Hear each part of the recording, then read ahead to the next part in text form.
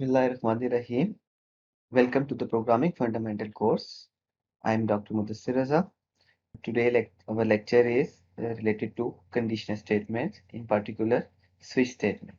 So let's start. In previous lecture, we studied about the control statements divided into two further categories: the conditional statements, or we can also say then the selection or the decisions. The other category is the iterations or loops. So in the last lecture, we discussed three types of conditional statements, such as if else, and if else. So in today's lecture, we will discuss the switch statement. So before starting the switch statement, let's have a recap of previous lecture with a simple example of if condition. In the previous lecture हमने देखा था कैसे use हो रही है, उसमें हमने simple conditions को यूज किया था। तो आज थोड़ा सा हम कॉम्प्लेक्स कंडीशंस को भी देख रहे हैं इस एग्जांपल तो देखते हैं कि सबसे पहले दिस इज द प्रॉब्लम कि प्रॉब्लम है कि हमने डिटरमिन करना है कि user enter a leap year user enter an year and we have to determine whether the entered year is a leap year or not. हम इसको थोड़ा सा रिफाइन करें प्रॉब्लम को तो a leap year is a leap year if it is divisible by 4 but not divisible by 100 or it is divisible by 400. इसको थोड़ा सा फर्दर रिफाइन करें तो हम कह सकते हैं कि an year is a leap year if it is divisible by 4 and at the same time it is not divisible by 100 or it is divisible by 100 means कि either this condition is true or is this condition is true or at the same time these both condition can also be true. तो let's start the program. अगर हम देखें तो हमने सबसे पहले main से स्टार्ट किया just we display the output to the output screen to enter uh, um, to give the message to the user to enter a value and then एक हमने मेमोरी के ऊपर ईयर का वेरिएबल बना दिया integer type का और इसी तरह यूजर से वैल्यू गेट कर रहे हैं ईयर की. So after first cout we display enter year, the cursor will be here and the program will be stopped and ask the user to enter the year. Then after entry हमें इजाजत मिलेगी कि हम अगली statement पे जा सकें. So with the cn let's suppose हम एंटर कर देते हैं 2008. तो अब हमें ये चेक करना है कि 2008 जो है लीप ईयर है कि नहीं है. तो इसके लिए हम इफ स्टेटमेंट भी यूज कर सकते हैं या फिर हम जो कंडीशन है उसका कंडीशन को अप्लाई कर देते हैं और उसके रिजल्ट को किसी वेरिएबल में सेव कर देते हैं और उस वेरिएबल को चेक कर लेते हैं कि वो वेरिएबल ट्रू है कि फॉल्स है. अगर ट्रू होगा तो इफ की ट्रू कंडीशन एग्जीक्यूट हो जाएगी. अगर वो फॉल्स होगा तो इफ की फॉल्स पोर्शन जो होगा वो एग्जीक्यूट हो जाएगा. सबसे पहले तो प्रॉब्लम जो है इसको देखा an year is a leap if it is divided by 4. जो हमने यूजर से वैल्यू गेट की है ईयर की उसको हम पहले 4 से डिवाइड करके और उसका रिमाइंडर लेते हैं. अगर वो रिमाइंडर 0 आ जाता है तो means this value is divisible by 4 and the next condition at the same time is कि अगर ये 4 से डिवाइड होता है और 100 से डिवाइड नहीं होता, ये दोनों condition at the same time occur करनी चाहिए. तो इसका मतलब कि ये वाली कंडीशन भी होनी चाहिए ट्रू और ये वाली कंडीशन भी ट्रू होनी चाहिए सेम टाइम वाली भी. तो इसके लिए हम एंड ऑपरेटर लगा रहे हैं और एंड ऑपरेटर के बाद हम चेक कर रहे हैं if year is not divisible by 100. हम ईयर का 100 से मॉड ले लिया और वो मॉड अगर नॉट इक्वल है 0 के तो इसका मतलब कि वो डिविजिबल बाय 0 डिविजिबल बाय 100 नहीं है. अगर ये दोनों कंडीशंस ट्रू होंगी तो इन दोनों कंडीशन का कंबाइंड इफेक्ट हमारे पास ट्रू आएगा। अगर एक ट्रू हो जाएगा कंबाइंड इफेक्ट, तो फिर हम इसको आगे चेक करते हैं। अगली कंडीशन जो है और की कंडीशन है, और इस और की कंडीशन का मतलब कि इन दोनों कंडीशन में से कोई एक कंडीशन ट्रू हो तो हमारे पास ओवरऑल जो बूलियन एक्सप्रेशन है उसका रिजल्ट ट्रू आ जाएगा। अदरवाइज अगर दोनों फॉल्स हैं तो और के केस में फॉल्स आ जाता है। इस सिनेरियो के अंदर हमने देखा कि ईयर जो है कौन सी कंडीशन ट्रू होती है, और जो भी बूलियन एक्सप्रेशन का रिजल्ट आएगा उसको लीप ईयर के अंदर दे देंगे। उस वेरिएबल को फिर हम आगे जाके चेक कर लेंगे इफ स्टेटमेंट में। अगर कंडीशन ट्रू हो जाती है तो इसका मतलब इसका रिजल्ट 1 आएगा, और 1 के केस में इफ कंडीशन ट्रू पोर्शन चलाती है, otherwise if condition false portion चलाती है। एग्जाम्पल चेक करते हैं। एग्जाम्पल में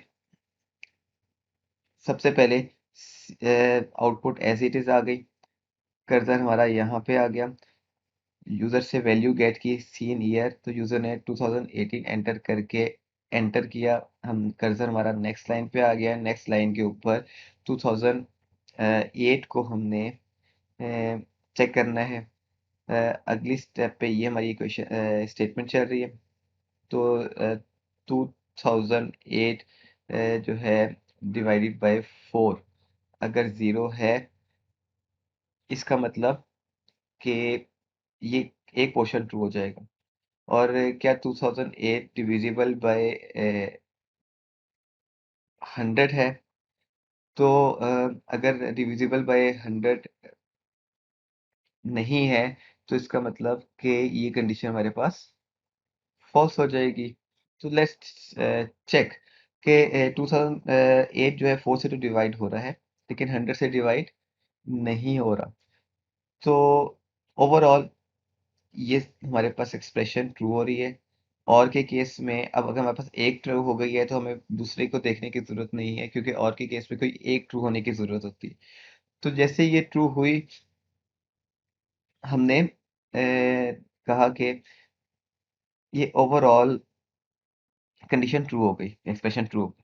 तो जिस अब ओवरऑल एक्सप्रेशन ट्रू हुई, तो इस एक्सप्रेशन का रिजल्ट जो है लीप ईयर के अंदर जो एल वैल्यू है, इस एल वैल्यू में 1 सेव हो जाएगा।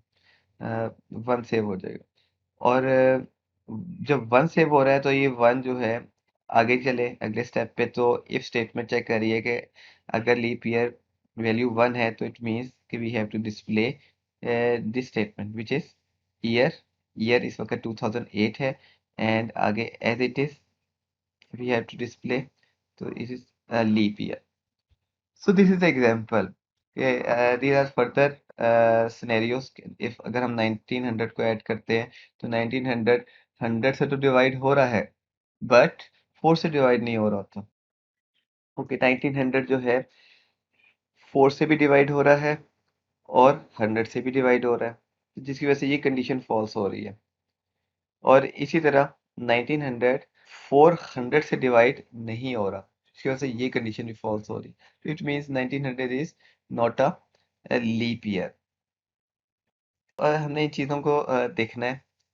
तो this is a simple example कि जिसके अंदर हमने कॉम्प्लेक्स कंडीशंस को चेक किया है, और कॉम्प्लेक्स कंडीशंस में हमने एंड और ऑपरेटर के को भी रिलेशनल ऑपरेटर के साथ देखा। तो this is a very important example, आपको अक्सर देखने में मिलेगी। यहाँ तक हमारे पास इफ कंडीशन कंप्लीट होती है। आज के लेक्चर में स्विच स्टेटमेंट को देख रहे हैं। स्विच स्टेटमेंट में the syntax of the switch statement, एक कीवर्ड चाहिए स्विच, ये एक किस्म का कर रही है just like the if statement, but it is different in respect of syntax. और इसके कई जगहों पे कई यूजेस होते हैं, वो हम आगे चल के देखते हैं। तो switch is a keyword, and this is the numerical value. एक एक्सप्रेशन होती है जिसको अगर हम सॉल्व करें तो कोई वेरिएबल की वैल्यू या कोई न्यूमेरिकल वैल्यू आती है। और it is to be noted कि ये न्यूमेरिकल वैल्यू जो है कोई इंटीजर वैल्यू होनी चाहिए, कोई डेसिमल पॉइंट वैल्यू नहीं होनी चाहिए। तो यहाँ पे हम एक्सप्रेशन के जरिए कोई वैल्यू गेट करेंगे और वो वैल्यू जो भी होगी उस वैल्यू को आगे हम केसेस के अंदर लेबल्स के साथ मैच करेंगे। केस इज द कीवर्ड के, और यहाँ पे हमें पता चल रहा है कि डिफरेंट सिनेरियोज हैं जिनमें से कोई एक सिनेरियो जो है इस एक्सप्रेशन की वैल्यू के साथ मैच करेगा और वो मैचिंग को हम लेबल्स के साथ मैच करें। और कोई भी जिस लेबल के साथ में मैच करेंगे वहां से हम हमारा कंट्रोल जो है वहां पे जंप कर जाएगा और वहां से आगे सेट ऑफ द स्टेटमेंट को हम एग्जीक्यूट करना शुरू कर देंगे। Break statement is also keyword. जब भी ब्रेक स्टेटमेंट आएगी तो ये हमें स्विच स्टेटमेंट से बाहर ले जाएगी, स्विच स्टेटमेंट को ब्रेक करेगी और स्टेटमेंट स्टेटमेंट जब खत्म हो जाएगी तो हम स्विच स्टेटमेंट के बाद आने वाली जितनी भी स्टेटमेंट्स होंगे उनको एग्जीक्यूट करेंगे। अगर तो हमारी ये एक्सप्रेशन जो है किसी भी लेबल से नहीं मैच हो रही, तो इसका मतलब कि एट द एंड हमारे पास यही चांस है कि हम हमारे पास डिफ़ॉल्ट रह जाता है। तो डिफ़ॉल्ट केस के ऊपर ही हम हमारे पास मैचिंग हो जाती है और हमारा डिफ़ॉल्ट केस एग्जीक्यूट कर जाता है।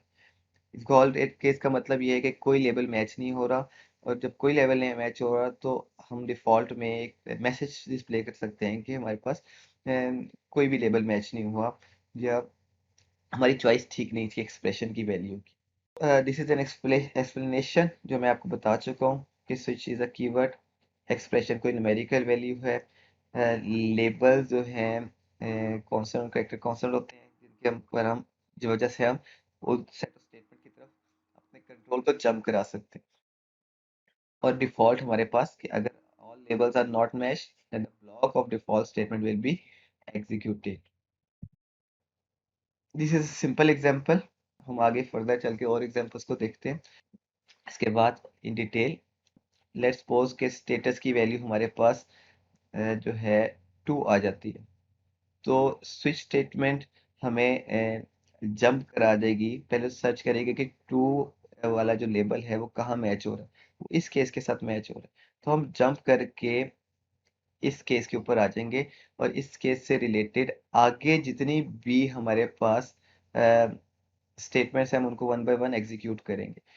तो इस स्टेटमेंट से रिलेटेड हमारे पास पहली स्टेटमेंट जो आ रही है ये आ रही है, इसको हमने सेट ऑफ स्टेटमेंट जो भी आएगी हम इनको एग्जीक्यूट कराएंगे और एग्जीक्यूट कराने के बाद ब्रेक स्टेटमेंट आ जाएगी। ब्रेक स्टेटमेंट मीन कि हमारा स्विच स्टेटमेंट में एक इफ से रिलेटेड वाला काम, एक केस से रिलेटेड वाला काम मुकम्मल हो गया है और अब हम जंप करके स्विच से बाहर आ जाएंगे। ब्रेक स्टेटमेंट स्विच को ब्रेक कर देती है। फॉर एग्जाम्पल हम कोई वैल्यू एंटर करते हैं, 5 वैल्यू जो है हमारे किसी भी केस से मैच नहीं हो रही, तो इसका मतलब कि स्विच स्टेटमेंट हमें जंप करा देगा डिफॉल्ट स्टेटमेंट में, और डिफॉल्ट स्टेटमेंट हमें जो है इसकी बेस पे हम कोई भी मैसेज डिस्प्ले करेंगे और मैसेज डिस्प्ले करने के बाद ये डिफॉल्ट स्टेटमेंट के स्टेटमेंट्स एग्जीक्यूट करने के बाद हम डिफॉल्ट स्टेटमेंट से बाहर आ जाएंगे। एक एग्जांपल देखते हैं। Suppose we have to enter a value to the keyboard, and the program will determine that if value 1 is entered then it will be Monday, if value 2 then be Tuesday, and so on. So upon the value from 1 to 7 we have to display the day of the week names. So let's see what this program is doing. सबसे पहले तो सी out में enter जो भी चीज़ आ रही है inverted commas के अंदर हम उसको as it is output screen में डिस्प्ले करा रहे हैं। सो आउटपुट स्क्रीन में हमारे पास अगर सी आउट आ गया तो हम कह रहे हैं enter a number from 1 to 7। हमारे पास कर्सर यहाँ पे आ जाएगा और नेक्स्ट आगे एंड लाइन आया तो एंड लाइन की वजह से हम क्या कर्सर नेक्स्ट लाइन के ऊपर आ गया। आगे सीन प्रोग्राम रुक गया जब तक हम यूजर से कोई वैल्यू एंटर नहीं करेंगे, और the value will be saved in a variable named n। तो यूजर से वैल्यू एंटर कर रहे हैं, लेट्स सपोज कि हम वैल्यू एंटर कर रहे हैं 5। अगर 5 एंटर करते हैं तो वैल्यू सेव होगी वेरिएबल के अंदर स्पेस में, और यहाँ पे हमने 5 लिखा, 5 लिख के एंटर किया तो हमारा कर्सर नेक्स्ट लाइन पे चला गया। और नाउ एट द स्टेट हमारे पास अब स्विच स्टेटमेंट स्टार्ट हो रही है। अब स्विच स्टेटमेंट के ऊपर हम चेक कर रहे हैं कि सबसे पहले पास हो रहा है n की वैल्यू जो हमने यूजर से गेट की थी। सो दिस इज द एक्सप्रेशन या वेरिएबल वैल्यू। अब इस वेरिएबल वैल्यू में इस वक्त 5 पड़ा हुआ है। अब हमने चेक करना है कि कौन सा केस इस वेरिएबल की वैल्यू से मैच कर। So this case is matching with this value 5। और इस मैच के ऊपर हमने इससे ऑनवर्ड जो है हम अपनी स्टेटमेंट्स को एग्जीक्यूट करा रहे हैं। अब जो हम अपनी सबसे पहली स्टेटमेंट हमारे पास आई थी सी आउट की, और सी आउट में हमारे पास जो चीज आ रही है उसको हम as it is inverted comma के अंदर जो थी एज इट इज डिस्प्ले कराने जाएंगे। तो so we will be display Friday, और हमारे पास कर्सर यहाँ पे आ जाएगा। आगे एंड लाइन है तो हमारे पास कर्सर नेक्स्ट लाइन के ऊपर आ जाता है। और after that we have break statement. तो ब्रेक स्टेटमेंट ने हमें जो है केस से निकाला और केस स्टेटमेंट से बाहर कर दिया। अब जैसे बाहर किया केस स्टेटमेंट से, तो आगे रिटर्न जीरो ने हमारा प्रोग्राम कंप्लीट कर दिया, legal termination of the program हो गया। और now this will be the output of our program. ठीक हो गया। ओके, अनदर एग्जांपल देखते हैं। तो इस एग्जांपल में थोड़ा सा पिछले एग्जांपल के अंदर हम देखें तो हमारे पास जो स्विच स्टेटमेंट की जो वैल्यू थी, एक्सप्रेशन की वैल्यू थी, वो एक इंटीजर टाइप वैल्यू आ रही थी। ठीक हो गया। अब आगे चलें तो अब इस सिनेरियो में हम एक छोटा सा कैलकुलेटर बनाने जा रहे हैं जिसमें यूजर करेक्टर वैल्यू डालेगा, और करेक्टर वैल्यू की और एज एन ऑपरेशन। और जिसमें फॉर एग्जांपल अगर यूजर प्लस एंटर करता है तो दो वैल्यू के दरमियान एडिशन हो जाएगा, माइनस यूजर एंटर करेगा अगर तो दो वैल्यू के दरमियान सब्सट्रैक्शन होगा, दो वैल्यू के दरमियान मल्टीप्लिकेशन में स्टैटिक के केस में हो जाएगा, एंड सो ऑन। हमारे पास एक कैलकुलेटर टाइप एक्टिविटी हो जाएगी फॉर एग्जाम्पल। लेकिन हमें याद रखना है कि अगर केस स्टेटमेंट में करेक्टर वैल्यूज यूज हो रही हैं तो केस की जो यहाँ पे वैल्यूज हैं लेबल्स की, वो या तो अगर as it is character use कर रहे हैं तो सिंगल कोट्स के अंदर आएंगे, या अगर एज इट इज यूज नहीं करे तो हम उनको उनकी जगह उनकी आस्की वैल्यूज लिख सकते हैं। ठीक हो गया। अच्छा, तो लेट्स सपोज हम आस्की वैल्यू नहीं लिख रहे, हम करेक्टर एज इट इज लिख रहे हैं, तो उनको हम सिंगल कोट्स के अंदर लिख रहे हैं। तो इस एग्जांपल को अगर हम थोड़ा सा विजुलाइज करें तो हमारे पास तीन वेरिएबल्स बन रहे हैं। ठीक है, operation as op operator as a user हम एज अ चॉइस एंटर कर रहे हैं जो आगे जाके केस स्टेटमेंट के लेबल्स के साथ मैच होंगे। नंबर वन और नंबर टू जो है हमारे पास, एक तो ओपी के नाम से वेरिएबल मेमोरी पे बन गया, एक नम वन और एक के नाम से वेरिएबल बन गया, और एक नम टू के नाम से वेरिएबल बन गया।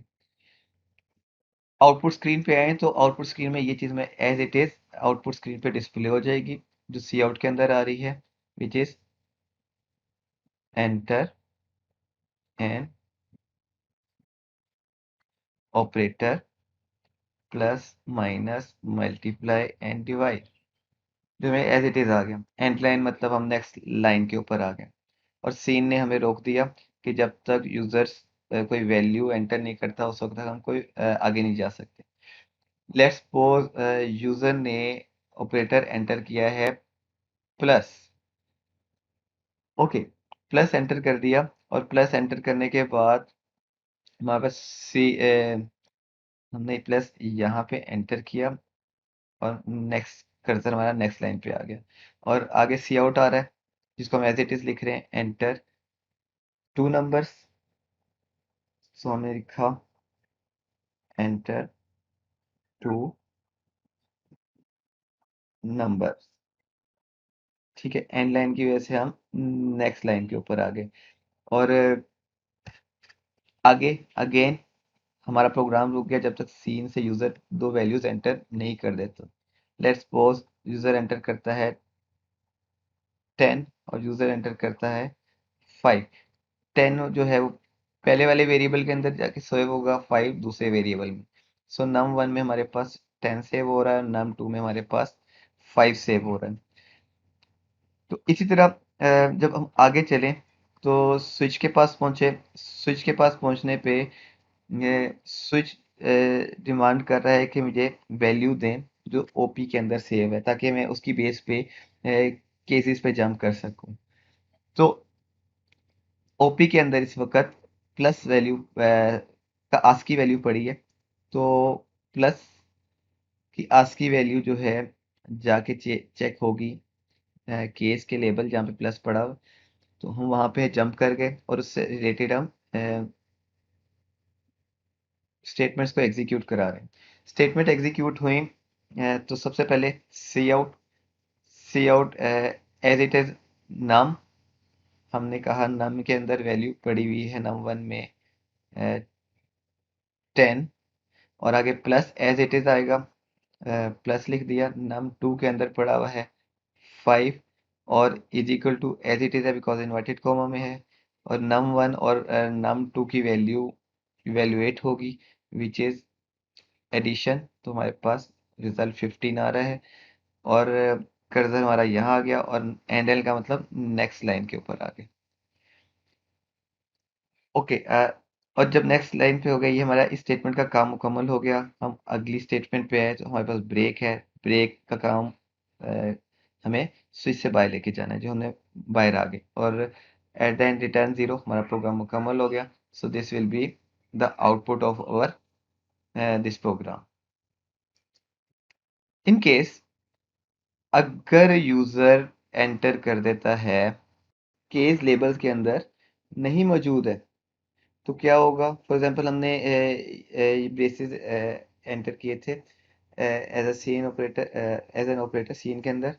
तो ये किसी भी केस लेबल से मैच नहीं कर रहा।